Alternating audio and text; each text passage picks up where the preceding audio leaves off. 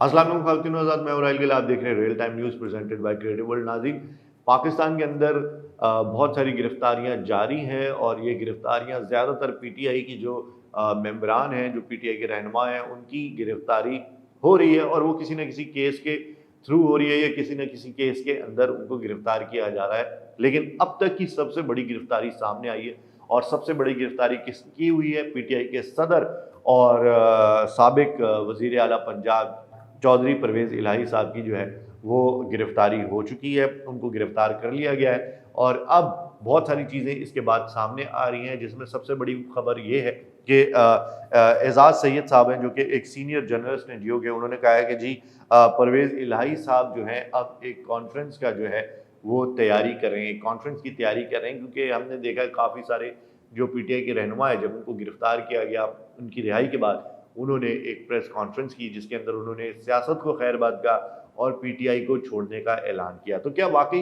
परवेज़ इलाही साहब भी एक प्रेस कॉन्फ्रेंस की तैयारी कर रहे हैं?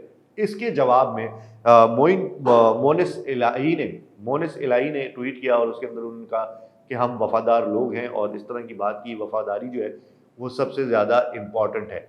अब ये बातें एक तरफ और वफादारी और दूसरी चीज़ें एक तरफ, लेकिन सबसे बड़ी बात ये है कि चौधरी परवेज़ इलाही साहब को गिरफ्तार करने की असल वजह आखिर है क्या? तो मैं आपको बताता हूँ कि चौधरी परवेज़ इलाही साहब पे मंडी, बहाउद्दीन और गुजरात के अंदर कुछ करप्शन के केसेस थे और वो केसेस की वजह से एंटी करप्शन वाले लोग जो हैं वो परवेज़ इलाही साहब को ढूंढ रहे थे। अगर आपको याद हो तो पहले भी परवेज़ इलाही के घर पे छापा मारा गया था और बख्तरबंद गाड़ी से उनके घर का दरवाज़ा भी तोड़ा गया था और उन्होंने इमरान खान साहब से जो है वो गिला भी किया और नाराज़ भी थे कि जी जब मेरे ही गिरफ्तारी का वक्त आया तो पीटीआई का कोई भी कारकुन जो है वहाँ पे मौजूद नहीं था। तमाम के तमाम जो कारकुन हैं वो ज़मान पार्क में बैठे हुए थे और इनको किसी ने भी सपोर्ट नहीं किया। तो ये इन्होंने उस वक़्त नाराज़गी का भी इज़हार किया था।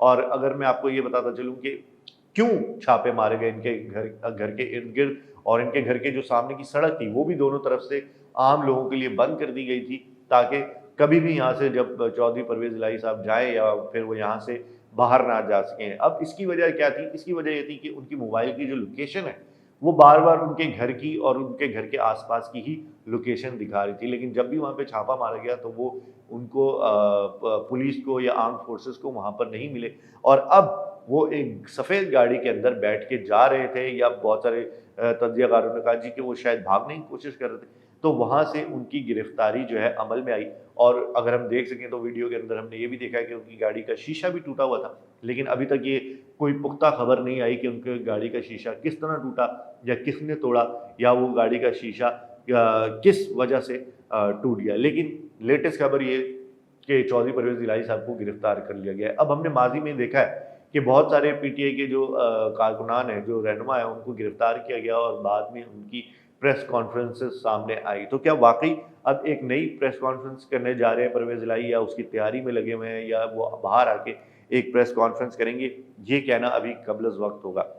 लेकिन मैं आपको एक और चीज़ बताता चलूँ कि जब चौधरी परवेज़ इलाही साहब के घर पे छापा मारा गया था, तब भी इसी वजह से मारा गया था क्योंकि उनकी लोकेशन उनके घर की बता रही थी। तो जब वो वहाँ पर नहीं मिले तो चौधरी शुजात हुसैन के घर पे भी आपको याद होगा कि छापा मारा गया था जिसमें उनके बेटे के हाथ में भी चोट लगी थी। तो ये सारे छापे इसलिए मारे जा रहे थे क्योंकि इनके मोबाइल की लोकेशन जो है वहीं की दिखा रही थी और वहीं पे बता रही थी कि यहीं आस-पास है। तो एंटी करप्शन के लोगों को पता था कि ये यहीं कहीं है, लेकिन यहाँ से बाहर ना जाएँ या यहाँ से कहीं और ना जा सकें, तभी उन्होंने उनके घर के जो बाहर के रास्ते थे, वो भी बंद कर दिए थे। लेकिन अब चौधरी परवेज़ इलाही साहब को अगर गिरफ्तार किया है, तो अब मैं आपको ये भी बताता चलूँ कि 2-3 पहलू सामने आ रहे हैं क्योंकि परवेज़ इलाही साहब हो सकता है कि दूसरे रहनुमाओं के साथ मिलके, पीटीआई के जो दूसरे रहनुमा हैं, उनके साथ मिलके या जो पीटीआई छोड़ चुके हैं, उनके साथ मिलके एक शायद नई पार्टी बना के सामने आए। क्योंकि खबरों के मुताबिक उड़ती-उड़ती खबरें ये भी हैं कि शायद चौधरी ये परवेज़ इलाही साहब चाह रहे हैं कि वो अब पीटीआई की क़यादत को सँभाल लें। वो जो है उसकी पीटीआई की लगाम को सँभालें और पीटीआई को लेकर आगे चलें और रेस में दौड़ें। अब ये बात कितनी सच है, कितनी झूठ है, इस पे हम सिर्फ तज्ज़िया कर सकते हैं और मुझे लगता है कि ऐसा बिल्कुल मुमकिन है क्योंकि जितने भी पीटीआई के जो रहनुमा थे जिन्होंने पीटीआई को छोड़ा, उन्होंने एक बात तो ये की कि पीपीपी और नून लीग को अकेला नहीं छोड़ा जा सकता मैदान में।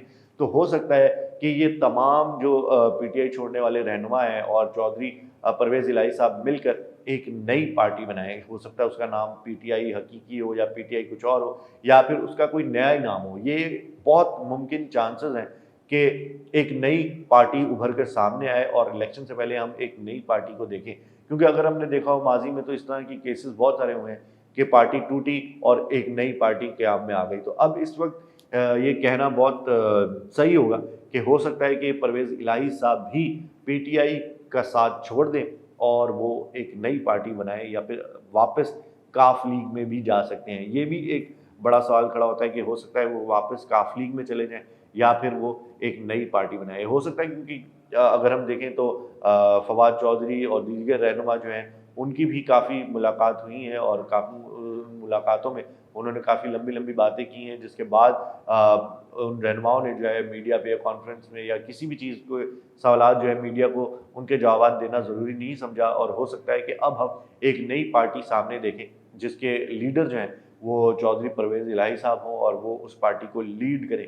ये कहना बहुत सही होगा कि इस वक्त पीटीआई के जो अहम मोहरे थे या जो अहम उनकी जो लोग थे वो इस वक्त पीटीआई का साथ छोड़ चुके हैं। और मेरा ख्याल है कि ये तमाम लोग पीटीआई को छोड़ने की वजह यही बताते हैं 9 मई के वाक़ये को लेके कि 9 मई का वाक़या जो है पाकिस्तान के अंदर एक स्याह दिन के तौर पे सामने आया और इसकी वजह से हम पीटीआई का साथ नहीं दे सकते और सियासत को खैर बात कह रहे हैं। तो अब ये तमाम लोग जो सियासत को खैर बात कह रहे थे, ये तमाम लोगों की सियासत ख़त्म तो नहीं हुई, लेकिन मुझे लगता है कि एक नई सियासी पार्टी का जो है यहाँ से आगाज़ होगा और एक नई पार्टी यहाँ से उभर कर सामने आएगी और जिसमें इमरान खान साहब शायद नहीं होंगे, शायद नहीं, मेरा ख्याल है यकीनन उसमें नहीं होंगे। तो ये तमाम चीज़ें इस तरफ रुख करती हैं और चौधरी परवेज़ इलाही की जो गिरफ्तारी है वो एक बड़ी गिरफ्तारी है और पीटीआई के जो सबसे बड़े ओहदे पर फाइज थे परवेज़ इलाही साहब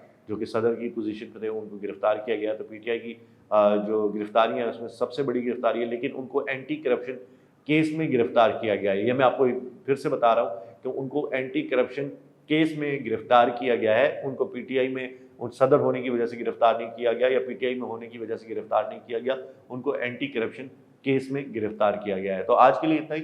उम्मीद करते हैं कि वीडियो आपको जरूर पसंद आई होगी। जाने से पहले आप हमारे चैनल को सब्सक्राइब कर सकते हैं और बेल आइकन बटन दबा सकते हैं ताकि तमाम वीडियोस आप तक पहुंचती रहें। मैं हूं राहिल गिल। खुदा हाफिज़।